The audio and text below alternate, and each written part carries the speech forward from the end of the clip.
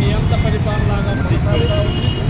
కార్మిక చట్టాలని కుదించాడు, అట్నే రైతుకి నల్ల చట్టాలు తీసుకొచ్చాడు. కార్పొరేట్ శక్తులకి మాఫీ చేసినంత మాత్రం కూడా బడ్జెట్ని కేటాయించడం లేదు.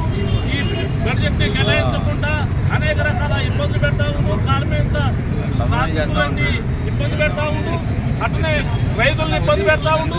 రైతులు 14 నెలలు నిరాదీక్ష చేస్తే నల్ల చట్టాలను వెనక్కి తీసుకుంటారని చెప్పేసి తీసుకోకుండా మళ్ళీ దొడ్డిదారిన మళ్ళీ అదే చట్టాలని అమలు చేయడం కోసం ప్రయత్నం చేస్తూ ఉండు.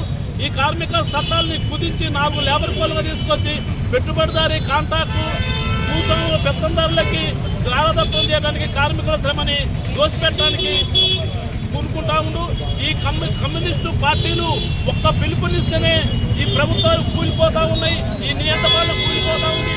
మొన్నటికి మొన్న ఈ ప్రభుత్వాలని టీఆర్ఎస్ని బీజేపీని ఓడించండి, న్యాయంగా గెలిపించుకోండి అని ఒక్క మాట కమ్యూనిస్టులు ఏకమై ఒక్క పిలుపునిస్తే మాత్రమే ఈ తెలంగాణలో టీఆర్ఎస్ పార్టీ పతనం అయింది, మళ్ళీ ఇంకో పార్టీ వచ్చింది.